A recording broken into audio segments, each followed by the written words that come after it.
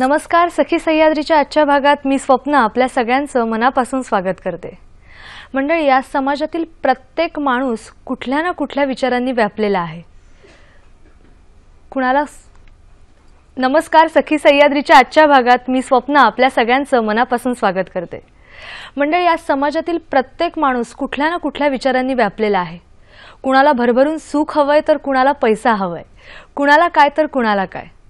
कधीकधी आपल्या मनाशी घडणारा जो संवाद असतो तोच मुळी आपल्या भविष्याची चिंता वाहत असतो. कधी तो सुखाचे मनोरे रचत असतो तर कधी झालेलं दुःख उगाळत बसतो. कधी हरवलेल्या सुखाचा शोध घेत असतो तर कधी खूप मोठं होण्याची स्वप्न पाहत असतो. आणि ही स्वप्न जेव्हा पूर्ण होत नाहीत तेव्हा माणूस विचार करायला लागतो आणि मग डोक्यात विचारांचं उलट सुलट चक्र फिरू लागतं आणि निर्माण होतो तो तणाव. खरं तर तणाव म्हणजे स्ट्रेस आज सगळ्यांनाच आहे. तणाव रहित किंवा तणाव मुक्त जीवन जगणं आजच्या घडीला काही शक्य नाहीये. पण याच तणावाचं आपण योग्य प्रकारे नियोजन मात्र नक्कीच करू शकतो. याच अनुषंगाने आजची आपली ही चर्चा. आजचा आपला विषय आहे तणाव नियोजन आणि विवेकनिष्ठ विचार पद्धती. आजचा भाग पहिला. आणि या संदर्भातच मार्गदर्शन करण्यासाठी आपण आमंत्रित केलेलं आहे डॉक्टर आनंद नाडकर्णी यांना. सर नमस्कार. सखी सह्याद्री कार्यक्रमात अतिशय मनापासून स्वागत.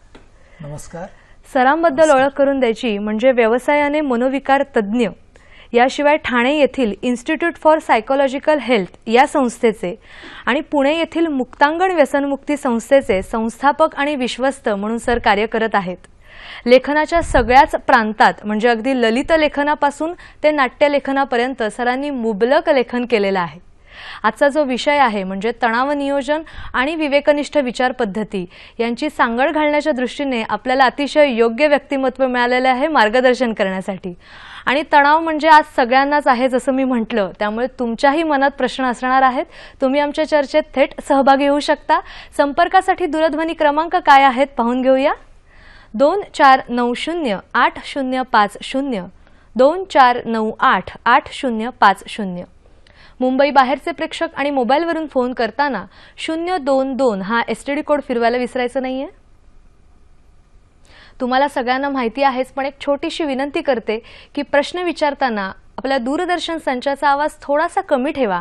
म्हणजे तुम्ही जो प्रश्न विचारणार आहात तो आवाज आमच्यापर्यंत जर व्यवस्थित पोहोचला तर आपल्याला आपल्या सरांकडून व्यवस्थित मार्गदर्शन करून घेता येईल. एवढी छोटीशी विनंती वजा सूचना पाळा आणि भरपूर प्रश्नांनी आमच्या चर्चेमध्ये सहभागी व्हा. विषय आहे तणाव नियोजन आणि विवेकनिष्ठ विचार पद्धती आणि मार्गदर्शन करतायत डॉक्टर आनंद नाडकर्णी. सर पुन्हा एकदा कार्यक्रमामध्ये स्वागत. सर आज या स्पर्धेच्या युगात टिकायचं म्हणजेच एक अस्तित्व आपलं टिकवायचं आहे. या स्पर्धा आहे आणि मग सगळंच मला हवं अशी लोकांची मानसिकता झालेली आहे. आणि मग ते नाही मिळालं, जे मला हवंय तेच मुळात मिळालं नाही की मग तणाव निर्माण होतो, स्ट्रेस निर्माण होतो. किंवा मला काय हवं आहे हे मला कळलं नाही तरीही तणाव निर्माण होतो. म्हणजे अगदी प्रत्येक जण असं म्हणतो आज मला ह्याचा स्ट्रेस आहे त्याचा स्ट्रेस आहे. मग मुळात तणाव म्हणजे नेमकं काय सांगाल अगदी वैज्ञानिक दृष्टिकोनातून आणि सर्वसामान्यांना समजेल असं. हो, आपण ते जोडण्याचा प्रयत्न करू. नक्की नक्की. जी सगळी सजीव सृष्टी आहे ना, म्हणजे त्यामध्ये अगदी एकपेशीय अमिबापासून ते आपल्यासारख्या माणसापर्यंत सगळे जण आले, सगळे घटक आले. आपण इथे माणसाचा विचार करू. माणसाचा ज्या वेळेला जन्म होतो, माणूस ज्या वेळेला ह्या जगामध्ये येतो त्या क्षणापासून आजूबाजूच्या वातावरणाबरोबर जुळवून घेण्याची प्रक्रिया सुरू होते. आता ह्या वातावरणामध्ये काही आव्हानं असतात, काही अत्यंत सुखद गोष्टी असतात, काही क्लेशकारक गोष्टी असतात. या सगळ्या बरोबर जुळवून घेत मिळवून घेत माणसाला त्याचा प्रवास करावा लागतो. म्हणजे जुळवून घेण्याची प्रक्रिया ही निरंतर आहे. आता जेव्हा माणूस या प्रक्रियेमध्ये सहभागी होतो त्यावेळेला त्याच्या 3 प्रतिक्रिया संभवतात. बरं. आता या 3 प्रतिक्रिया कुठल्या, म्हणजे प्रक्रियेला दिलेल्या प्रतिक्रिया कुठल्या, 3 रिस्पॉन्सेस कुठले माणसाचे. तर कधी कधी माणूस या सगळ्या वास्तवाशी वातावरणाशी जुळवून घेताना अत्यंत अनुरूप अशी प्रतिक्रिया देतो. अनुरूप म्हणजे अप्रोप्रिएट अशी प्रतिक्रिया देतो. अनुरूप कशासाठी? अनुरूप त्याच्या उद्दिष्टाच्या दृष्टिकोनातून, अनुरूप त्याच्या आरोग्याच्या दृष्टिकोनातून, अनुरूप नातेसंबंधांच्या दृष्टिकोनातून आणि अनुरूप उत्पादकतेच्या दृष्टिकोनातून. बरं. अशी जर अनुरूप प्रतिक्रिया असेल तर त्या प्रतिक्रियेला आपण म्हणतो की तो युस्ट्रेस म्हणजे तो आवश्यक तणाव आहे. बरं. पण कसं आहे बघा की माणूस हा परिपूर्ण नसल्यामुळे कधी कधी तो जरा जास्तच प्रतिक्रिया देतो किंवा कधी कधी जरा कमीच प्रतिक्रिया देतो. म्हणजे त्याला आपण म्हणू की अति कधी देईल तर अगदी निम्न कधी देईल. इंग्रजीत म्हणायचं तर हायपर रिॲक्शन आणि हायपो रिॲक्शन. मग जेव्हा ती अति असते किंवा कमी असते तेव्हा त्याला आपण म्हणतो डिस्ट्रेस, तेव्हा त्याला आपण म्हणतो अनावश्यक तणाव. म्हणजे आपल्या असं लक्षात येईल की व्यक्ती आहे, वातावरण आहे, त्यांच्यामधली निरंतर अशी प्रक्रिया आहे आणि या प्रक्रियेचे 3 पदर आहेत. एक आहे अनुरूप, एक आहे अति आणि एक आहे कमी. अति आणि कमी याला आपण म्हणतो डिस्ट्रेस, याला आपण म्हणतो अनावश्यक तणाव. आपण एक साधं उदाहरण घेऊ की आपण समजा एका वयाने अधिकाराने वरिष्ठ अशा व्यक्तीच्या समोर गेलो आणि आपलं संभाषण सुरू आहे. त्या व्यक्तीचा आणि आपला काही मतभेद आहे तर आपण अत्यंत ठाम स्वरात आपला मुद्दा न सोडता पण त्याचबरोबर आदर आणि विनय सुद्धा न सोडता आपण जर आपली बाजू पटवून देण्याचा प्रयत्न केला तर त्याला आपण काय म्हणू, हा युस्ट्रेस आहे, ही अनुरूप प्रतिक्रिया आहे, हा आवश्यक तणाव आहे. कारण ह्याशिवाय त्या प्रसंगाला मला तोंड देताच येणार नाही. पण एका बाजूने मी समजा खूप आकांड तांडव केला किंवा मी इतका मुखदुर्बळ होऊन बसलो की मला काही बोलताच येत नाहीये तर एक अति अशी माझी प्रतिक्रिया झाली आणि एक अगदी कमी अशी माझी प्रतिक्रिया झाली. हे दोन्ही जे आहेत हे अनावश्यक तणाव आहेत, हे दोन्ही जे आहेत ते डिस्ट्रेस आहेत. म्हणजे आपण जेव्हा तणाव नियोजन किंवा स्ट्रेस मॅनेजमेंट असं म्हणत असतो तेव्हा आपल्याला काय म्हणायचं असतं, आपल्याला म्हणायचं असतं डिस्ट्रेस मॅनेजमेंट. ओके. म्हणजे हे कसं आहे बघा, सोपं अगदी. आपली गोष्ट आहे ना श्रीकृष्णाची आणि रुक्मिणीची की त्या सगळ्या राण्या असतात आणि त्या विचारतात श्रीकृष्णाला मी कशी आवडते, मी कशी आवडते. मग रुक्मिणी विचारते तर श्रीकृष्ण म्हणतो तू मला मिठासारखी आवडतेस. तर पहिल्यांदा ती चिडते पण नंतर तिच्या लक्षात येतं की मीठ फार महत्वाचं आहे तर मिठासारखा तणाव आहे. म्हणजे तो आपला आवश्यक पद्धतीने तो जर असला तर जीवनामध्ये तो चव आणतो, जीवनाला विकासाचं रूप देतो. पण कमी असला किंवा जास्त असला मिठासारखं, कमी असलं तर अळणी, जास्त असलं तर खारट. म्हणजेच आपल्याला जीवनामध्ये समतोल कुठला साधायचा आहे, तर अनुरूप प्रतिक्रियेचा समतोल साधायचा आहे. जेवढी चिमूटभर मीठ त्याची गरज आहे त्या चिमूटभर मिठाची गरज पूर्ण करायची. पण आपण माणूस आहोत त्यामुळे कधी कधी आपण कमी मीठ घालणार, कधी कधी आपण जास्त मीठ घालणार. भाजीसारखं डाळीसारखंच आहे ते जीवनामध्ये, तसंच होत असतं. जसं सर तुम्ही म्हणालात की आपण माणूस आहोत आणि मग त्या अनुषंगाने आपण आपली जी प्रक्रिया चालू असते त्याला प्रतिक्रिया द्यायची असते. जर अनुरूप प्रतिक्रिया दिली तर अगदी योग्य असा तो तणाव होऊ शकतो आपल्या आयुष्यामध्ये. आणि तो जर नसेल ना तर विकास होणार नाही. अगदी. म्हणजे बघा मी एकदा 10वीच्या काही विद्यार्थ्यांच्या बरोबर शिबिर घेत होतो बरं का, आणि मी त्यांना असं म्हणालो की समजा हा संपूर्ण हे सगळं टेन्शन आहे ना ते सगळं एका दिवशी निघूनच गेलं ह्या जगातलं तर काय बरं होईल. तर एक मुलगा पटकन उत्तरला की मग बिछाण्यातून बाहेर कोण पडेल. म्हणजे जर तणावच नसेल तर विकास होणारच नाही. बरोबर. वातावरण आहे, वातावरणामधली आव्हानं आहेत, वातावरणामधली उद्दिष्ट आहेत, ती जर आपल्याला योग्य प्रकारे पूर्ण करायची असतील तर त्या चिमूटभर मिठा एवढ्या तणावाची गरज आहे. म्हणजे आपलं उद्दिष्ट गाठण्यासाठी थोडं आव्हानात्मक जीवन जगणं गरजेचंच आहे, त्याशिवाय चव येणार नाही. जसं किंवा आपण असं म्हणू की उद्दिष्ट विकासाचं बाळगणं. आव्हान कसं आहे की आव्हान परिस्थितीमधून येणारं आव्हान हे आपल्या हातामध्ये नाही, पण आपण आपल्या विकासाचं उद्दिष्ट बाळगून त्याप्रमाणे परिस्थितीला सामोरं जाणं हे नक्की आपल्या हातामध्ये. म्हणजे जसं आपण विचार करतो तशी आपली जीवन प्रक्रिया घडते असं म्हणायला काही हरकत नाहीये, बरोबर ना. अगदीच हरकत नाही. विचारांचे पडसादच आपल्या जीवनावर घडत असतात. आणि मग जेव्हा एक तुम्हाला सोपं सांगू का की विचार, भावना आणि वर्तन हे कसं आहे. विचार इंधनासारखे आहेत. हम्म. भावना म्हणजे काय की ठिणगी, वा. स्पार्क. आता इंधन आणि ठिणगी एकत्र आली की काय निर्माण होते? एनर्जी, ऊर्जा. ऊर्जा. एनर्जी निर्माण झाली, ऊर्जा निर्माण झाली की काय होतो? बदल. तो बदल म्हणजे काय? वर्तन. वा. इतकं सोपं आहे बघा. म्हणजे विचार हे इंधन आहे, ऊर्जा भावना ही ठिणगी आहे, त्याच्यातून निर्माण होणारी ऊर्जा आहे, त्या ऊर्जेमुळे होणारा बदल म्हणजे आपलं वर्तन. त्या ऊर्जेचा सकारात्मक वापर हा, करणं आता आपल्या बघा, हातात आहे. इंधनही चांगलं पाहिजे. योग्य वेळी अति ठिणगी पडूनही चालणार नाही, ठिणगी पण योग्य पडली पाहिजे. आणि सगळ्यात महत्वाची गोष्ट म्हणजे मग ती प्रक्रिया उद्दिष्ट गाठेपर्यंत पूर्ण राहिली पाहिजे. नाहीतर आपलं सगळ्यांचं जानेवारी महिन्यात काय होतं बघा. जानेवारी महिन्यामध्ये आपण वेगवेगळे संकल्प करतो आणि मग जानेवारी संपता संपता, फेब्रुवारी संपता संपता ते संकल्प सगळे पुन्हा जातात. का? इंधन आणि ठिणगी ही पहिल्यांदा जानेवारीत व्यवस्थित असते, पण नंतर ती राहत नाही. म्हणजे परिवर्तन जर घडवून आणायचं असेल तर योग्य विचार आणि अनुरूप भावना ह्यांची प्रक्रिया ही उद्दिष्ट गाठेपर्यंत चालू ठेवणं, सातत्य ठेवलं पाहिजे आपल्या कार्यामध्ये. सातत्य ठेवलं पाहिजे. आणि ना सातत्य जेव्हा आपण ठेवण्याचा प्रयत्न करू त्यावेळेला असं होऊच शकतं ना की आपण काही आदर्श नाही होतो, मध्ये मध्ये आपल्याला कधी आळस येईल, कधी कधी फार मनासारखं होईल, पण प्रक्रियेमध्ये असलेला आपला विश्वास न गमावणं. किंवा मला ह्या रस्त्याने जायचंय, काही चुका होतील, मध्ये मध्ये मी अडकेन, मध्ये मध्ये मला आळस पण येईल, आळस आला तरी सुद्धा रस्ता सोडणार नाही. हे सातत्य आपल्या मनामध्ये असणं हे खूप गरजेचं आहे. हे असं सातत्य चालू असताना कधीतरी अडचणी येतात आणि मग आपण डगमगतो आणि मग निर्माण होतो तो तणाव. मग तो तणाव आर्थिक असू शकतो, मानसिक असू शकतो, भावनिक असू शकतो. मग या तणावाला काही वयोमर्यादा आहे का? आता मुळामध्ये कसं आहे बघा, तुम्ही जे म्हणालात की आर्थिक म्हणा किंवा आपल्या परफॉर्मन्स मध्ये त्या वयोगटामध्ये हे सगळे काय आहेत? हे सगळे परिणाम आहेत. बरं. म्हणजे प्रत्येक वयोगटाच्या नुसार परिस्थितीशी जुळवून घेताना जे परिणाम होतील ते वेगवेगळे असणार.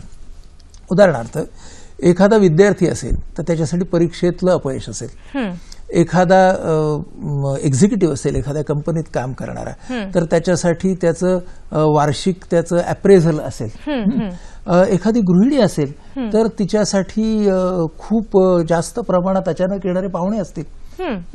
म्हणजे कसं असतं, प्रसंग घडणारे प्रत्येक व्यक्तीच्या जीवनात खूप तऱ्हेतऱ्हेचे येत असतात. बरोबर. त्याचे परिणाम सुद्धा वेगवेगळे होत असतात. एका बाजूला प्रसंग आहे, दुसऱ्या बाजूला परिणाम आहे. म्हणजे एका बाजूला घटना आहे आणि दुसऱ्या बाजूला परिणाम आहे. ह्याच्यामध्ये त्या त्या व्यक्तीची विचार करण्याची पद्धती आहे. त्याला आपण विचारधारा म्हणू, त्याला आपण दृष्टिकोन म्हणू. हे जे हा जो आहे ना हा मूलभूत पाया आहे तणाव नियोजनाचा. नेहमी आपण काय करतो माहितीये का की आपण खापर जे फोडायचं ते त्या परिस्थितीवरती फोडतो. म्हणजे आपण आपल्या विचारांची आणि आपल्या भावनांची जबाबदारी घेत नाही. आपण अनेक वेळेला कसा विचार करतो बघा, आपण असं म्हणतो की मला संताप येतो कारण ऑफिसमधल्या वरिष्ठांच्यामुळे, मला डिप्रेशन येतं, औदासीन्य येतं बायकोमुळे, मला चिंता वाटते मुलांची. म्हणजे वरिष्ठ, माझी पत्नी, माझी मुलं ह्या सगळ्यांच्या वर्तनामध्ये बदल झाला की मला तणाव नियोजनाचं कारणच नाही. हो, माझा तणावाचं नियोजन प्रयत्न करणं गरजेचं आहे परिस्थितीला नाकारण्यापेक्षा किंवा व्यक्तींच्या वरती त्याचं खापर फोडण्यापेक्षा. तर ह्या तणाव नियोजनाचा आणि विचार पद्धतीचा मेळ कसा काय घालायचा ते जाणून घ्यायचंच आहे तुमच्याकडून. पण एका प्रेक्षकांचा फोन आलेला आहे सांताक्रूझहून. नमस्कार सर, बोला. हॅलो. हा नमस्कार, बोला. नमस्कार. मला प्रश्न विचारायचा आहे की समजा जॉईंट फॅमिलीमध्ये असेल तर नात्यामध्ये आपण तणाव मुक्त कसं जगावं? कधी पण तणाव जर आले तर आपण त्यावेळेला आपण कसं वागावं ते प्लीज थोडं सांगता का? हो हो, धन्यवाद. जसं आता तुम्ही म्हणालात की व्यक्तींना मूलभूतच प्रश्न व्यक्तींना हाताशी धरण्यापेक्षा आपण परिस्थितीला कसं सामोरं जायचं आपण बोलूया. नक्की की व्यक्तींच्या मध्ये तणाव आपल्याला पूर्ण घालवता येणार नाहीत. आपण म्हणालो तसं आवश्यक तणाव हा राहणारच आहे बरं का. अनावश्यक तणाव कसा टाळावा, त्यासाठी व्यक्ती व्यक्तीच्या नात्यामधली सगळ्यात महत्वाची गोष्ट कुठली असेल तर ती आहे स्वीकाराची भावना.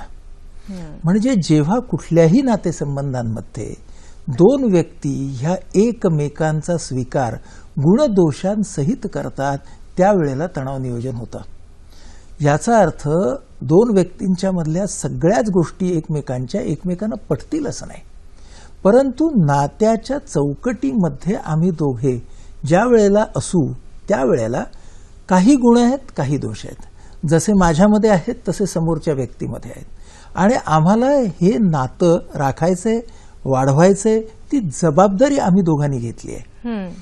असं जेव्हा ती जबाबदारी घेणं एका बाजूला आणि स्वतःचा स्वीकार गुणदोषांसकटचा आणि समोरच्या व्यक्तीचा स्वीकार गुणदोषांसकटचा हा जर असला तर अनावश्यक तणाव कमी होतात. म्हणजे या दोन व्यक्तींचे मतभेद होणार नाहीत असं नाही. मतभेद झाले तरी ते चर्चेने सोडवता येतील. यदा कदाचित त्या मतभेदांना भांडणाचं स्वरूप जरी आलं तरी ते भांडण पेल्यातल्या वादळासारखं राहण्याची जास्त शक्यता आहे. आणि जरी ते भांडण वाढलं तरी त्याचे पडसाद खूप काळ होणार नाहीत. म्हणजे ना आपल्याला नात्याच्या बाबतीत काय लक्षात ठेवायला पाहिजे तणाव टाळण्यासाठी, की कुठलंही नातं हे परफेक्ट, आयडियल, आदर्श नसतं. कारण माणूस कुठे तसा आहे हो, कुठलाच माणूस तसा नाही. म्हणजे आपल्याला नात्याला सुद्धा अनुरूप नातेसंबंध असं म्हटलं पाहिजे. आपण त्याला जर आदर्श करायला गेलो गडबड होते, मग तणाव, अनावश्यक तणाव निर्माण होतो, डिस्ट्रेस निर्माण होतो. म्हणजे नातेसंबंध जपताना किंवा नात्यामधले तणाव काढताना किंवा आपण म्हणूया तणाव, आवश्यक तणाव काढताना, अनावश्यक तणाव जपताना. आता एक त्यातली गंमत सांगतो. असं आहे की हे सगळं ना इथं थिअरीमध्ये ऐकायला फार मस्त वाटतं, पण आपण कधीच परिपूर्ण नसल्यामुळे नातेसंबंधांमध्ये काही क्षण हे अतिशय उत्तम असे ऍक्सेप्टन्सचे असणार, स्वीकाराचे असणार, आणि काही क्षण इतक्या कलहाचे असणार की व्यक्ती विरुद्ध व्यक्ती. हा सगळा एका नात्याचा प्रवास आहे. ओळखायला शिकूया. ओळखलं आपण तर व्यक्ती विरुद्ध व्यक्ती ह्या कलहाचे क्षण कमी कसे करायचे आणि स्वीकाराचे क्षण वाढवायचे कसे, ते एन्जॉय कसे करायचे ह्याच्यावरती लक्ष देऊया. कारण कुठलंही नातं हे नेहमीच निरंतर हे काही आदर्श असणार नाहीये. चढाव उतार असणार आहेत. चढाव उतारांना स्वीकारणं हाही तणाव नियोजनाचा फार महत्वाचा भाग आहे. हे कसं आहे हो, समुद्रासारखं आहे की समुद्रामध्ये लाटा ह्या येणारच, भरती ओहोटी ही होणारच आहे. भरती ओहोटी आणि लाटा टाळता येतील का? नाही. वादळं कमी करण्याचा नक्की प्रयत्न करू. वा, म्हणजे जे तणाव नियोजन करताना आत्मपरीक्षण करणं आणि समोरच्या व्यक्तीला गुणदोषांसकट स्वीकारणं हे फार गरजेचं असतं. तणाव नियोजन आणि विवेकनिष्ठ विचार पद्धती या विषयावर आपण आज चर्चा करतोय आणि मार्गदर्शन करतायत डॉक्टर आनंद नाडकर्णी. याच विषयासंदर्भात अनुरूप अशी काही मार्गदर्शक सूत्र आपण आता पाहणार आहोत.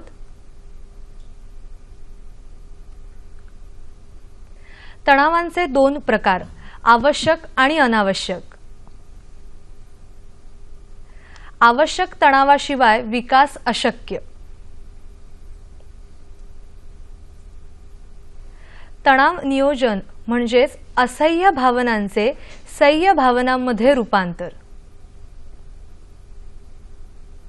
जसं सरांनी सांगितलं की तणाव नियोजन करताना आवश्यक तणाव आणि अनावश्यक तणाव यांचा व्यवस्थित मेळ घातला तर नक्कीच जीवन प्रक्रिया खूप छान होऊ शकते. आणि तणावाला सरांनी मिठाची उपमा सुद्धा दिलेली आहेच.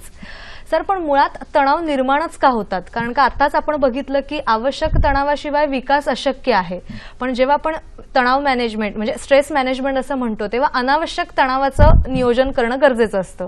मग हे तणाव नेमके निर्माण का होतात? आपण ते जरा थोडक्यात समजून घेऊया. मग अशी आपण असं म्हणालो की घडणारी घटना आणि होणारे परिणाम ह्याच्यामध्ये माणसाचा दृष्टिकोन आहे. मग आता आपण असं बघूया की माणसाच्या दृष्टिकोनामध्ये किंवा माणसाच्या विचार पद्धतीमध्ये असे कुठले भाग आहेत की जे अनावश्यक तणावाला जन्म देतात आणि असे कुठले भाग आहेत की जे अनावश्यक तणावाला आवश्यक तणावाच्या कडे आणतात. या दोन्ही गोष्टी आपण शिकून घेऊ. पहिली महत्वाची गोष्ट अशी आहे की की जेव्हा आपण वास्तवाला धरून विचार करत असतो हम्म, त्यावेळेला आपण अनावश्यक तणावाकडे जाण्याची शक्यता सगळ्यात कमी असते. याचा अर्थ असा की वास्तव काय आहे, हम्म, वास्तवाला धरून म्हणजेच माझ्या समजा काही स्ट्रेंथ्स विकनेसेस आहेत, माझ्या काही कमजोर बाबी आहेत आणि माझ्यात काही गुण आहेत, हे लक्षात घेऊन त्यातलं वास्तव लक्षात घेऊन मी जर माझं उद्दिष्ट ठरवलं हम्म, तर ते अवास्तव नाही होत. बरोबर. अवास्तव उद्दिष्ट नसेल तर तणाव येणार नाही, म्हणजे अनावश्यक तणाव येणार नाही. म्हणजे पहिल्यांदा माझा विचार हा वास्तववादी म्हणजे रिअलिस्टिक असला पाहिजे. हम्म, दुसरी गोष्ट अशी की मी जेव्हा परिणामांचा विचार करेन त्यावेळेला कुठले परिणाम हे वास्तवाला धरून होऊ शकतात याचा मी पहिला विचार केला पाहिजे. आपल्या मराठीमध्ये अशी एक म्हण आहे बघा की मन चिंती ते वैरी न चिंती.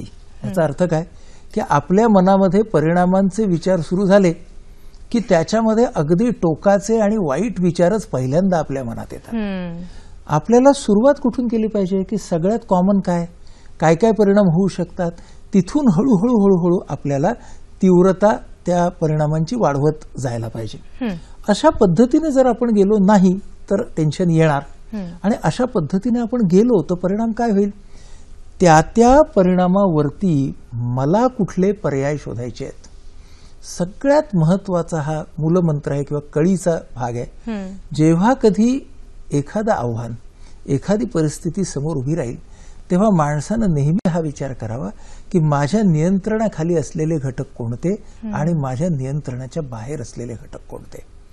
हे जेव्हा माणसाला कळतं त्यालाच विवेक म्हणतात. की माझ्या नियंत्रणामध्ये काय आहे आणि माझ्या नियंत्रणाच्या बाहेर काय आहे, आणि त्यानंतर ज्या गोष्टी माझ्या नियंत्रणाखाली आहेत त्यांच्यावरती मी पहिल्यांदा काम करायला सुरुवात करणार. जसं आपण म्हटलं की कुठेतरी आत्मपरीक्षण करणं गरजेचं आहे, हे खूप महत्वाचं आहे. आणि मग आपण आपल्या नियंत्रणाबाहेरच्या घटकांच्याकडे जायला लागलो की आपण अनावश्यक तणावाकडे जायला लागलो. सर थोडंसं मी तुम्हाला थांबवते, एक फोन आलेला आहे तो आपण घेतोय. डॉक्टर श्रीकृष्ण पाडगावकर आपल्याशी बोलतात अंबरनाथहून. नमस्कार सर, बोला. नमस्कार. नमस्कार. माझे 2 प्रश्न आहेत. हम्म, पहिला प्रश्न असा की बऱ्याच वेळेला पालक आणि पाल्य याच्यामध्ये बऱ्याच वेळेला तणावाचं वातावरण असतं, ज्याला आपण जनरेशन गॅप म्हणतो. म्हणजे आजचा जो पालक आहे तो 30,000 किंवा 40,000 पगारचा नव्हता, पण आजच्या पाल्याला मात्र 40,000 50,000 पगार आहे. तर त्याला काटकसरीने वागणं हे त्याला शक्य होत नाही, किंवा त्याला सांगणं पण पालकाला शक्य होत नाही किंवा नाट्य वाटतं. तर या बाबतीत हा पालक आणि पाल्यामध्ये जे तणावाचं वातावरण असतं तर त्या बाबतीत आपण कशा पद्धतीने स्पष्टीकरण कराल. आणि दुसरा प्रश्न असा आहे की प्रत्येकाच्या आयुष्यामध्ये तणाव हा आवश्यक आहे असं म्हटलं जातं. म्हणजे उदाहरणार्थ बाणाला जर तणाव दिल्याशिवाय बाण लांब जाऊ शकणार नाही, अशा पद्धतीचं वातावरण हे असणं प्रगतीसाठी आवश्यक आहे असं म्हटलं होतं. तर त्याबाबतीत कितपत सत्यता आहे. आणि धन्यवाद सर, खूप छान असा त्यांनी प्रश्न विचारला होता. त्यांचा पहिला प्रश्न पालक आणि पाल्य यांच्यामधला जो तणाव आहे, त्यांनी आपल्याला जे सांगितलं त्याच्यामधलं जे पालक आणि पाल्य नातं ते जे म्हणत होते त्याच्यात असं मला वाटलं की तो पाल्य सुद्धा बऱ्यापैकी प्रौढ असला पाहिजे. कारण हा प्रश्न वयाचा नाहीये. जनरेशन गॅप ही वयामध्ये कधीच नसते, ती पुन्हा दृष्टिकोनामध्येच असते. बर, त्यांनी आता प्रश्न विचारताना उल्लेख जो केला काटकसरीचा. आता काटकसर नावाच्या शब्दाची व्याख्या जर पिढीप्रमाणे बदलणार असेल तर तो विचारातला फरक आहे, वयातला नाही. म्हणजेच असं की कुठलीही गॅप जनरेशन मधली असू दे, व्यक्तींमधली असू दे, ही शेवटी विचारधारेमधून निर्माण होते. अगदी बरोबर. मग आता पालक पाल्य संबंधांच्या मध्ये जर आपण ह्याचा विचार करायचा तर काय करायला हवं, तर जसजसा आपला पाल्य हा प्रौढत्वाकडे जायला लागतो आणि शेवटी प्रौढ बनतो त्यावेळेला आपल्याला पालकाची आपली जी संरक्षणाची भूमिका असते तिला आवर घालावा लागतो. की आता त्या व्यक्तीच्या सर्व निर्णयांची जबाबदारी त्या व्यक्तीच्या विचारधारेवरती आपल्याला सोडली पाहिजे. म्हणजे आपण काहीच करायचं नाही का असं नाही. आपल्या जीवनाच्या अनुभवाने आपल्याला जे शिकवलेलं आहे, आपल्याला जे शहाणपण म्हणजे पालकांना जे शहाणपण मिळालेलं आहे ते पालकांनी जरूर त्या मुलासमोर, त्या मुलीसमोर, त्या पाल्यापर्यंत ठेवावं. काय सोडावा, त्याने माझ्या म्हणण्यासारखं वागलंच पाहिजे हेका हेका हेका हा. हे जास्त आग्रह आणि हेका ह्याच्यात फरक आहे. की आग्रह जो आहे ना तो कधी थांबवायचा ते कळतं, आणि हेका जो आहे ना तो कधी थांबवायचा हे कळत नाही. तेव्हा ह्या पालक पाल्य संदर्भामध्ये हा हेका सोडणं हे पालकांना करायला पाहिजे. या वयाच्या ठिकाणी तर करायला हवंच, कारण तो मुलगाच प्रौढ झालाय. पण समजा अगदी मुलगा बाल्य वयामध्ये, मुलगा किंवा मुलगी, त्या वयामध्ये सुद्धा हेका जर धरला तर तणाव निर्माण होणार. मग आता बरेच पालक मला असं म्हणतात की आम्ही हेका धरत नाही, ती मुलंच हेकेखोर आहेत. तर मी त्यांना त्यावेळेला असं म्हणतो की सर्वसाधारणपणे आपण मॅच्युअर कोणाला म्हणायचं, तर पालकांना म्हणायचं. मग जर पालक हे तुलनेने जास्त मॅच्युअर म्हणायचे तर माझा हेका ओळखून त्याच्यावरती काम करायची पहिली जबाबदारी कोणाची? पालकांची. मग आग्रह सोडायचा का? नाही, पण हेका सोडायचा. म्हणजेच असं की जर माझा मुद्दा मला असं वाटतंय की तो योग्य आहे, तर तो मुद्दा माझ्या पाल्यापर्यंत पोहोचवण्याची पद्धत मला बदलायला पाहिजे. म्हणजे ते जे कम्युनिकेशन आहे, तो जो माझा संवाद आहे, तो संवाद एक सारखाच होत राहिला तर प्रॉब्लेम आहे. म्हणजे आपल्या प्रश्नकर्त्यांनी आता जे बाणाचं उदाहरण दिलं तसंच आहे की आग्रह ह्या ट्रॅकवरती आपण राहणं म्हणजेच काय की जे बाणाचं टेन्शन आहे ते योग्य असणं. बरोबर. म्हणजे बाणाची प्रतिमा वापरा किंवा इलॅस्टिकची रबराची प्रतिमा वापरा, कुठली प्रतिमा वापरा, म्हणजे ऑप्टिमम टेन्शन असायला पाहिजे. ऑप्टिमम टेन्शन हे त्या आग्रहामध्ये आहे. त्याचा हेका झाला की ते अतिरिक्त टेन्शन होतं आणि मग तो तणाव निर्माण व्हायला आणि सुरुवात मग तो तणाव होते. निर्माण व्हायला आणि मग सुरुवात तो होते. नातेसंबंधामध्ये तणाव येतो आणि पुढचं मग आहेच, हो की Correct. नाही. पुढला फोन आलेला आहे, हो. तो आपण घेऊया. वंदना पाटील आपल्याशी बोलतायत मलकापूरहून. नमस्कार, बोला. हॅलो, मी मलकापूरवरून बोलते. नमस्कार. वंदना पाटील. नमस्कार मॅडम. हा, नमस्कार, बोला. हा, सरांना पण नमस्कार. हो, नमस्कार तुम्हालाही. माझा प्रश्न असा आहे की माझा मुलगा आहे आता 26 वर्षाचा. बरं. नमस्कार. माझा मुलगा आहे 26 वर्षाचा. आता तो सिव्हिल इंजिनियर आहे, पण मनानं खूपच हळवा आहे. त्याच्या पप्पाचा स्वभाव थोडासा तापट आहे. मग आता दोघांना तो मी कसं काय हाताळायला पाहिजे? तो सर्वांशी नम्रतेनं वागतो मुलगा, लहान असो मोठा असो, गरीब असो श्रीमंत असो, पण त्याचे पप्पा थोडेसे तापट आहे. मग मी म्हणून त्याला घरी बोलावू नाही शकत. तो आता बाहेरगावला असतो नोकरीसाठी.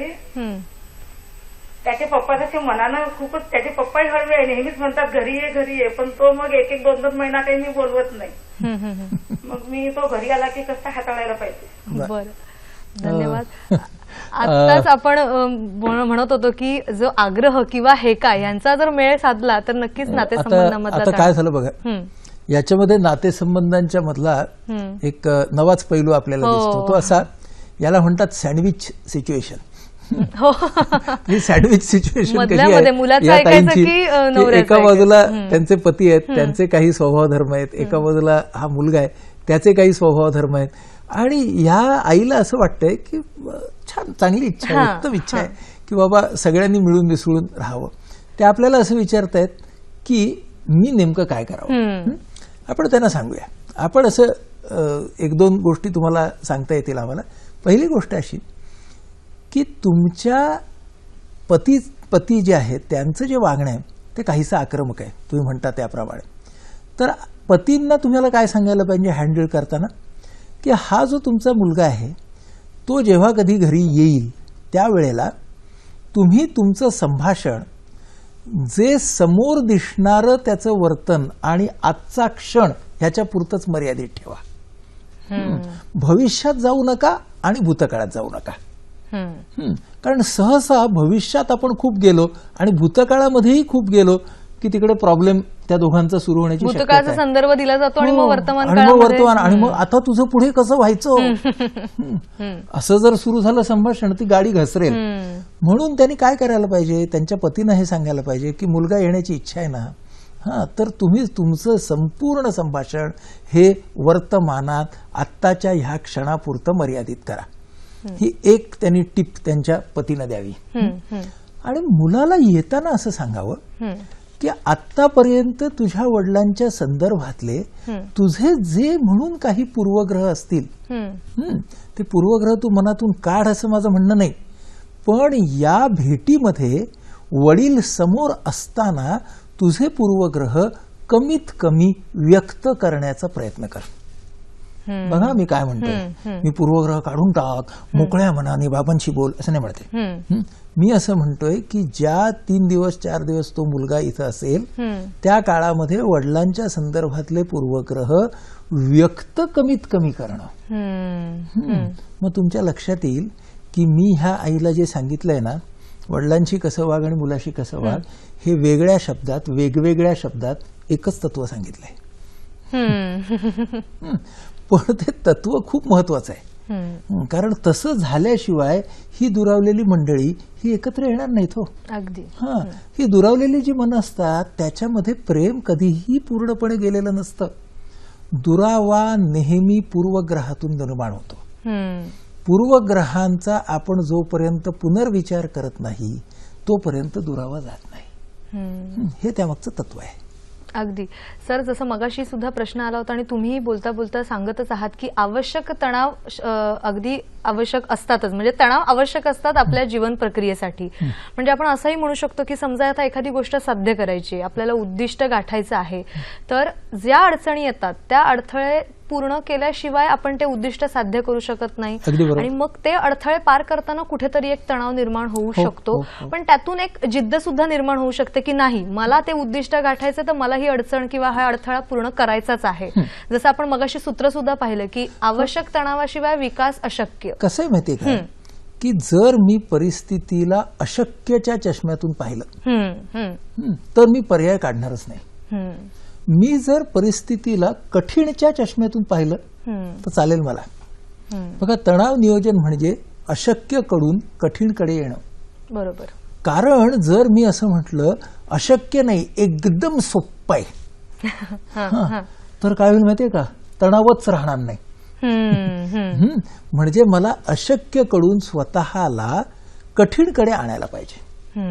ते जर मी करू शकलो तर मला पर्याय निवडता येतील. आणि पर्याय जर मी निवडले ना तर अनावश्यक तणावाकडे जाणं हे माझं कमी होईल.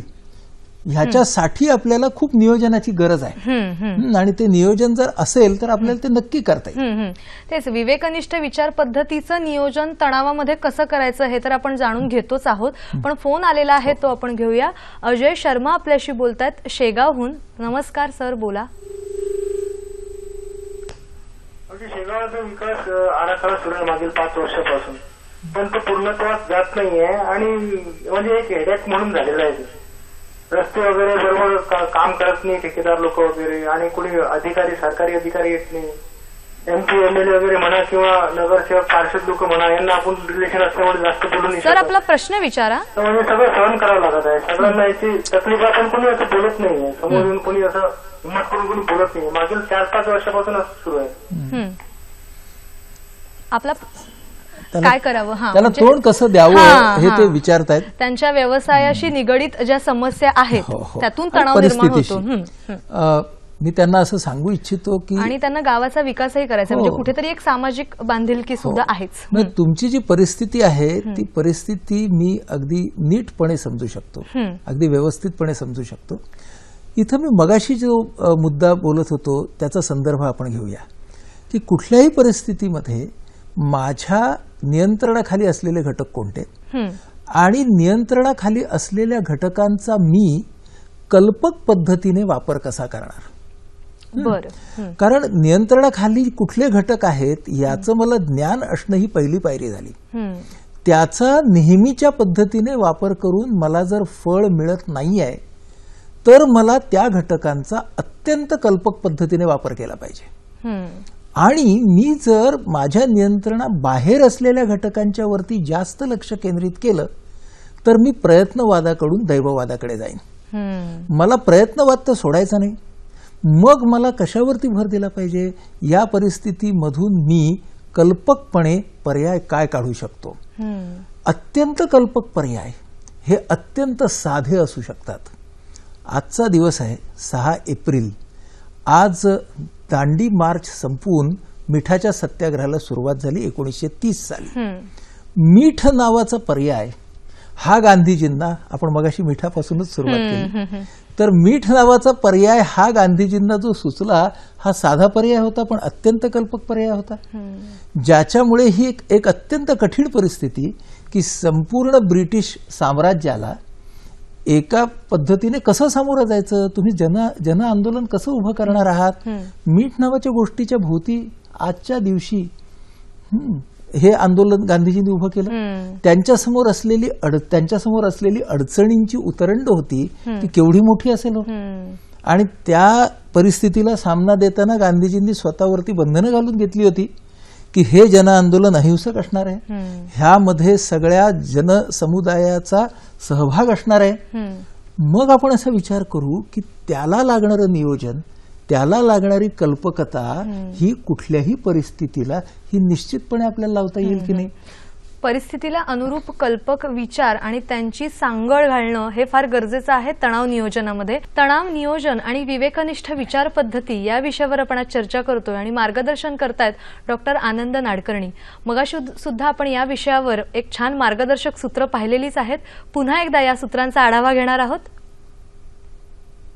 फक्त घटना घडतात म्हणून परिणाम होतात असं नाही. फक्त घटना घडतात म्हणून परिणाम होतात असं नाही. घटना आणि परिणाम या दोहोंमध्ये असतो तो व्यक्तीचा दृष्टिकोन. विचार आणि भावनांना विकासाकडे न्यायचे की विकारांकडे हा निर्णय प्रत्येक व्यक्तीच्या हातामध्ये आहे.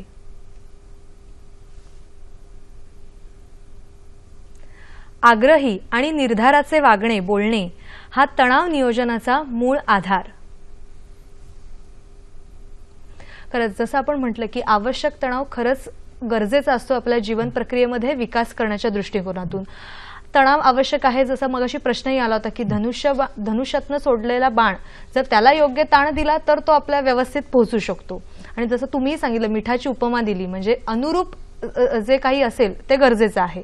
पण तरी सुद्धा परिस्थिती म्हणा किंवा एखादी सिच्युएशन आली तर प्रत्येक व्यक्तीनुरूप त्याला हँडल करण्याची, त्याला सामोरं जाण्याची पद्धत वेगळी असते. म्हणजे एखादा व्यक्ती जे असते ती छान परिस्थितीला सामोरं जाऊ शकतो, पण एखादी व्यक्ती मात्र गांजून जाते.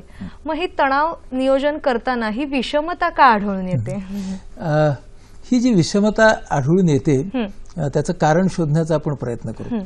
मुळामध्ये आपण काय लक्षात घेऊ की तणाव नियोजनाची प्रक्रिया ही जीवनभराची प्रक्रिया आहे आणि ती अत्यंत डायनॅमिक आहे, म्हणजे ती अत्यंत गतिशील आहे.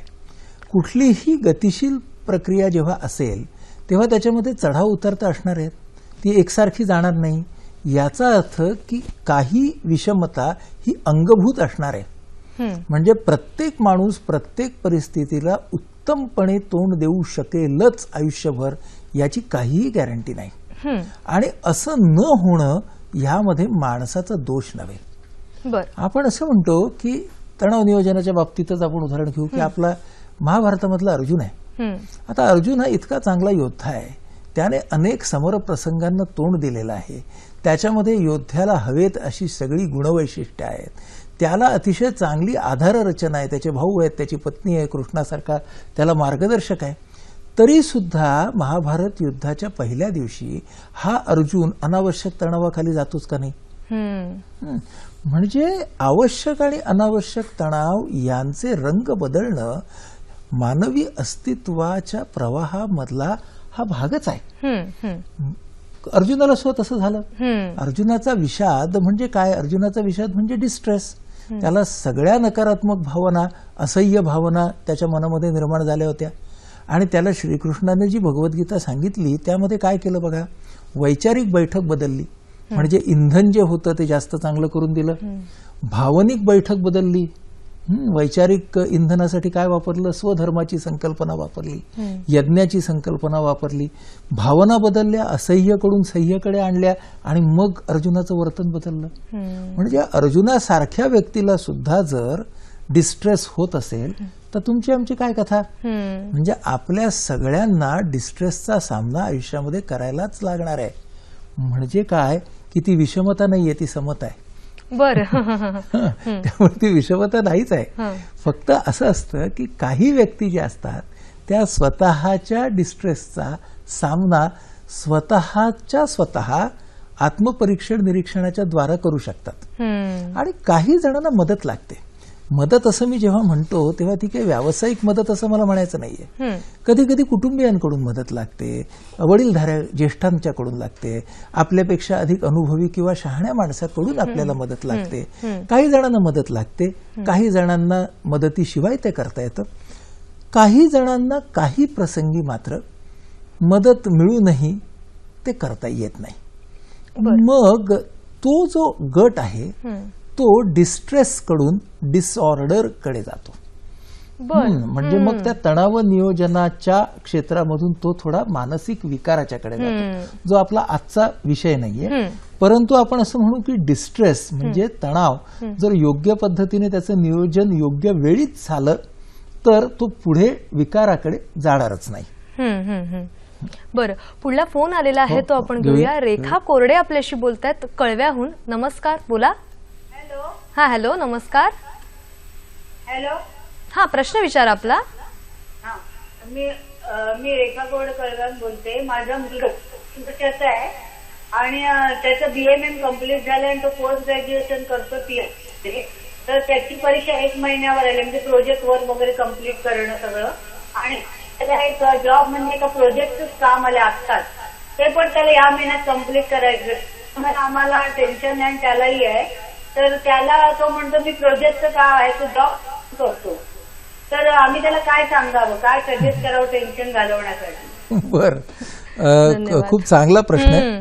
परीक्षेचा तणाव सगळ्याच विद्यार्थ्यांना असतो. त्यांचा तणाव त्याच्यापेक्षा थोडासा वेगळा आहे, कारण का त्याला जॉबही सांभाळायचा आहे. पुन्हा बघा, इकडे असलेला जो हा पाल्य आहे ना, हा वयाने तसा प्रौढत्वाकडे चाललेला अशा तऱ्हेचा हा पाल्य आहे.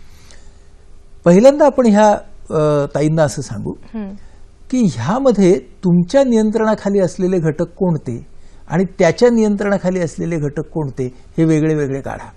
म्हणजे आई म्हणून आपल्याला कितीही जरी वाटलं तरी प्रोजेक्ट आणि परीक्षा या दोन्ही गोष्टी त्या मुलालाच करायच्या आहेत. अगदी, त्या आपण करू नाही शकणार. म्हणून पहिल्यांदा प्रत्येक पालकाला हा विवेक बाळगावा लागतो. मी नेहमी एक पतंगाची उपमा देतो की तो विद्यार्थी आहे, त्याच्या करिअरचा पतंग त्याच्या हातात आहे. पालक म्हणून आपल्याला मांजाची फिरकी धरायची आहे. ती फिरकी आणि तो मांजा कधी ढील द्यायचं आणि कधी मांजा घ्यायचा हे आपल्याला करायचं आहे. आपण पतंग उडवायच्या भानगडीत पडायचं नाही, मग डिस्ट्रेस. तेव्हा पहिल्यांदा ही गोष्ट पालक म्हणून आपण लक्षात ठेवावी. आपली भूमिका लक्षात घेऊन त्या दृष्टिकोनातून विचार. दुसरा मुद्दा असा आहे ह्यातला की कालमर्यादा आणि त्यामध्ये प्राधान्य कशाला द्यायचं. बरोबर. तर मुलगा काय म्हणतोय की मी हे करेन किंवा हे करेन, तर आता तो पर्याय योग्य आहे का हे त्या क्षेत्रातल्या व्यक्तीला विचारलं पाहिजे आपल्याला. दुसरी गोष्ट अशी की आता कालमर्यादा जर 1 महिन्याची आहे तर प्रत्येक समजा दोन्ही मला ते पर्याय करायचे, म्हणजे प्रोजेक्टही करायचं आणि परीक्षेलाही बसायचं आहे, तर मला वेळेचं नियोजन कसं करायचं ह्याच्यावरती विचार करायला लागेल. पहिलं प्राधान्य कशाला द्यायचं त्याचा मला विचार करावा लागेल. बरोबर. मग प्रोजेक्टच्या ठिकाणून मला जर नोकरी मिळणार आहे तर त्याला प्राधान्य द्यायचं का परीक्षेतल्या गुणांना प्राधान्य द्यायचं. म्हणजे ना ह्यामध्ये लक्षात घ्या की दिशा मी तुम्हाला इथे बसून दिशा काय देऊ शकतो, तर कालचौकटीचा विचार करा, प्राधान्य कशाला द्यायचं ते ठरवा, त्या विद्यार्थ्याला त्याच्या जीवनामध्ये कुठलं उद्दिष्ट जास्त महत्वाचं वाटतंय त्याचा त्याला विचार करू दे आणि त्याच्या कुवतीवरती आधारित असे पर्याय त्याला शोधू दे. 1, 2, 3, 4 ह्या 4 गोष्टी ज्या आहेत ना ह्या दिशा दाखवणाऱ्या गोष्टी आहेत. या दिशा दाखवणाऱ्या गोष्टी लक्षात घेऊन त्या व्यक्तीने स्वतःची सोल्युशन्स काढायची असतात. कुठलाही तज्ञ कधीही सोल्युशन देऊ शकत नाही, तो फक्त डायरेक्शन देऊ शकतो. अगदी सर, दिशादर्शकाचं काम पण खूप महत्वाचं असतं. आपल्या प्रेक्षकांची उत्सुकता खूप वाढीला लागलेली आहे. फोन आलेला आहे तो आपण घेऊया. किशोर नगरकर आपल्याशी बोलतायत वरळीहून. नमस्कार सर. हा, नमस्कार. हा, बोला. असं होतं की माझ्या वयात म्हणजे आदर्शन फेट म्हणा तुम्ही पाहिजे तर फार मोठी विचित्र सँडविच पोझिशन असते की एका बाजूनी अभ्यासाचं ओझं असतं, दडपण असतं, कॉम्पिटिशन असते, दुसऱ्या बाजूनी तुमच्यामध्ये हार्मोनल चेंजेस होत असतात की ज्याच्यामध्ये तुमचा कंट्रोल नसतो.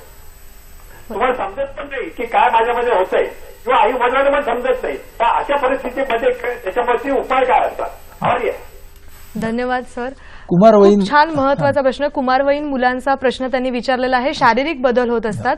सर अगदी थोडक्यात सांगा, कारण का आपला विषय खूप मोठा आहे आणि प्रेक्षकांकडूनही प्रश्न बरेच खूप येत येत आहेत. आहेत. अगदी पटकन सांगूया आपण. निसर्गाच्या संदर्भामधले जे बदल होत आहेत त्या कुमारवयीन मुलामध्ये किंवा मुलीमध्ये त्याचा सर्व प्रौढांना फक्त स्वीकारच करायला पाहिजे, कारण तो नैसर्गिक बदल आहे. त्याच्या टेम्परामेंटमध्ये पडणारा जरी फरक असेल तरी तो नैसर्गिक आहे. एक गोष्ट लक्षात घ्यावी की निसर्गक्रमामध्ये होणारा हा बदल परमनंट म्हणजे कायमचा असणार नाही. म्हणजे आज माझ्या मुलाचा किंवा मुलीचा खूप रागीट स्वभाव झालाय किंवा खूप हळवा स्वभाव झालाय तर लगेच पालक म्हणून आपल्याला वाटतं की आता ना पुढचं आयुष्यभर असंच राहणार आहे. नाही. कुमार वयामध्ये होणारी जी खळबळ असते ती विकासाची खळबळ असते. त्यामुळे ते पाणी शांत होण्यासाठी पुढची 6-7 वर्ष लागत असतात. त्यामुळे कुठल्याही बदलावरती लेबल लावू नका. कुठलाही बदल हा कायमस्वरूपी आहे असं मानू नका. प्रत्येक मुलगा किंवा कुमारवयीन मुलगा किंवा मुलगी त्या त्या व्यक्तीच्या गतीनुसार वाढणार आहेत. पुन्हा त्याची विकासाची गती ही वेगवेगळ्या गुणविशेषांच्या मध्ये वेगवेगळ्या गतीची असणार आहे. एकाच रेषेमध्ये विकास होत नाही. ह्या गोष्टी आपण लक्षात घेतल्या पाहिजेत. आणि या वयामध्ये प्रत्येक मुलाला किंवा मुलीला प्रौढांच्याकडून कसली गरज आहे? एक तर भावनिक आधाराची, दुसरी गोष्ट म्हणजे या वाढीच्या वयातल्या बदलांसकटच्या स्वीकाराची आणि उत्तम पद्धतीने ऐकून घेण्याची. चांगलं जर आपण ऐकलं नाही प्रौढ म्हणून तर मग ही मुलं प्रौढ झाल्यावरती आपलं ऐकणार नाहीत. अगदी छान सर, तुम्ही सांगताच आहात. आणखीन या विषयासंदर्भात आणखीन मार्गदर्शक सूत्र आपण आता जाणून घेणार आहोत. व्यक्तींवर आणि परिस्थितींवर लेबले लावण्यापेक्षा वर्तनाचं मूल्यमापन करावं. दोषारोप करण्यात व्यय होणारी मानसिक ऊर्जा समस्येचे समाधान करण्यासाठी वापरावी. सर जसं तुम्ही म्हणालात की व्यक्तीवर किंवा परिस्थितीवर लेबल लावायची नाहीये, तर या किशोरवयीन मुलांचं किंवा इतर परिस्थितीला अनुरूप आपण वागायचं किंवा परिस्थितीला स्वीकारणं गरजेचं असतं. पण मग अशा वेळेला आता जेव्हा तणाव निर्माण होतात तर ह्या सामोरं जाण्यासाठी विषमता आढळून येते. प्रत्येकाचा दृष्टिकोन वेगळा असतो. त्याच्यानंतर तो ज्या परिस्थितीत वाढलेला आहे ती सुद्धा परिस्थिती कारणीभूत ठरते काही अंशी. पण मग ही जर विषमता आहे किंवा परिस्थितीला सामोरं जाण्यासाठीची जी क्षमता आहे ती वाढवण्यासाठी नेमकं काय करायचं? पहिल्यांदा आपल्याला काय करावं लागेल की डिस्ट्रेस म्हणजे अनावश्यक तणाव हा माझ्या आयुष्याचा एक भाग आहे हे मला स्वीकारून घ्यावं लागेल, पहिली गोष्ट. दुसरी गोष्ट अशी की माझ्यामध्ये हा अनावश्यक तणाव कमी करण्याची, त्याची तीव्रता कमी करण्याची, त्याची ताकद कमी करण्याची क्षमता आहे. प्रत्येक माणसामध्ये ती आहे हे लक्षात घेतलं पाहिजे.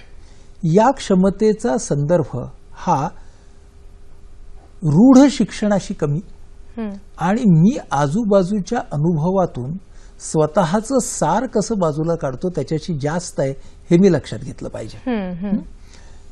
कुठल्याही येणाऱ्या आव्हानाला मी प्रलयापत्तीचा दर्जा देता कामा नये. आव्हानं येत राहणार आहेत, बरोबर, परंतु मी जर येणारं आव्हान, येणारी अडचण हे प्रलयाप्रमाणे, हे आपत्तीप्रमाणे, अरे बापरे आता वाट लागली, आता संपलं, आता काही खरं नाही, असं जर मी म्हणालो तर मी अनावश्यक तणावाला जाईल. इथेच कुठेतरी विवेकनिष्ठ विचारपद्धती कारणीभूत ठरायला हरकत नाहीये, म्हणजे त्यांचा मेळ साधला जाईल नाही का? आपण जी सगळी सूत्र मगासपासून दाखवतो आहोत ती विवेकनिष्ठ मानसोपचार पद्धतीची आहे. आता विवेक हा वेगवेगळ्या परिभाषेमध्ये सांगितलेला आहे. म्हणजे आपल्या संदर्भात, आपल्या संस्कृतीच्या संदर्भामध्ये सांगायचं तर ज्ञानेश्वरांनीही विवेकच सांगितलेला आहे. विवेक हा शब्दच वापरलेला आहे. आणि आधुनिक मानसशास्त्रामधली जी विवेकनिष्ठ पद्धती आहे ती अल्बर्ट एलिस नावाचे मानसशास्त्रज्ञ होते, त्यांनी तिला आकार दिला पाश्चात्य जगामध्ये. आणि त्यावरती आधारित असे आपण ती सगळी सूत्र जी बघितली ती त्या बाबतीतली. मुद्दा काय, परिभाषा वेगळ्या असतील, मानसशास्त्राची परिभाषा वेगळी असेल. महाराष्ट्रामधल्या या भागवत धर्माची परिभाषा वेगळी असेल, पण शेवटी शहाणपण आणि विवेक एक आहे. आणि त्या सगळ्यामध्ये जसा व्यक्तीचा स्वीकार आहे समोरच्या व्यक्तीचा स्वीकार आहे, त्याचप्रमाणे या जीवनाचा स्वीकार पण आहे. म्हणजे जीवनाचा स्वीकार केल्याशिवाय तणाव नियोजन करता येत नाही. जीवनापासून लांब पळून जाणं म्हणजे तणाव नियोजन नव्हे. अगदी. त्यामुळे आपल्याला तणावांना पाठ दाखवायची नाहीये. आपण तोंड देणं हा शब्द जेव्हा वापरतो तेव्हा त्यामध्ये अध्यारूत आहे की आपण सामना करतो. म्हणून तणाव नियोजन हे नेहमी जीवनाभिमुख राहायला पाहिजे. आणि तणाव नियोजन हे नेहमी विकासाभिमुख राहायला पाहिजे. की आलेल्या अडचणीचा सामना करणं ही एक गोष्ट झाली, पण त्यातून मी जे शिकलो ते मला माझ्या आयुष्याच्या उर्वरित प्रवासासाठी पुढे वापरायचंय याची जाण आणि भान ठेवणं ही गोष्टही तितकीच महत्वाची आहे. आता तणाव आणि विचार पद्धती यांचा मेळ कसा साधायचा हे तुम्ही सांगितलं की आपलं भान आपण राखणं फार गरजेचं असतं, पण कुठेतरी या तणावामुळे शरीरावर सुद्धा वाईट परिणाम होतात. खूपच वाईट परिणाम होतात. अर्थात हा एक पूर्ण मोठा विषय आहे, पण आपण असं म्हणू अगदी थोडक्यामध्ये की जर आपण अनावश्यक तणाव हे वागवले आपल्या अंगावर, शरीरावर आणि त्यावरचे अनुरूप पर्याय काढले नाहीत तर त्याचा दुष्परिणाम आपल्या शरीरातल्या जवळजवळ प्रत्येक संस्थेवरती होऊ शकतो. आज वैद्यकीय शास्त्रामध्ये लाईफस्टाईल डिसऑर्डर्स म्हणजे जीवनशैलीतून निर्माण होणारे आजार या तऱ्हेची एक संज्ञा प्रचलित आहे. तर ह्याचा अर्थच असा की माझी जशी जीवनशैली तसे माझे आजार. मग त्याच्यामध्ये मधुमेह आहे, त्याच्यामध्ये रक्तदाब आहे, त्याच्यामध्ये कोलेस्टेरॉलचे प्रमाण वाढणं ह्यासारखे प्रकार आहेत. या सगळ्याच्या मागे जीवनशैली म्हणजे त्याच्यामध्ये तणाव नियोजन, माझे विचार, माझ्या भावना या सगळ्या गोष्टी आल्यातच. म्हणजे आपण जेव्हा कुठल्याही शारीरिक व्याधीचा किंवा आजाराचा विचार करू तेव्हा त्याच्या मागचा हा जो मानसिक भाग आहे तोही लक्षात घेणं गरजेचं आहे. बऱ्याच वेळेला आपण शारीरिक आजार म्हटलं की त्याची सांगड फक्त गोळ्या औषधांच्या उपचाराशी लावतो, जीवनशैलीशी किंवा आपल्या विचारांशी आणि आपल्या भावनांशी लावत नाही. तर आपल्याला हे करणं गरजेचं आहे की शारीरिक आजार असं आपण जेव्हा म्हणतो त्याचा अर्थ असा की ज्याची लक्षणं प्रामुख्याने शारीरिक आहेत असा आजार. आणि मानसिक आजार असं आपण जेव्हा म्हणतो त्याचा अर्थ असा की ज्याची लक्षणं प्रामुख्याने मानसिक आहेत असा आजार. याचा अर्थ असा की मानसिक म्हटल्या जाणाऱ्या आजाराचं शारीरिक अंग आहे आणि शारीरिक म्हटल्या जाणाऱ्या आजाराचं मानसिक अंग आहे.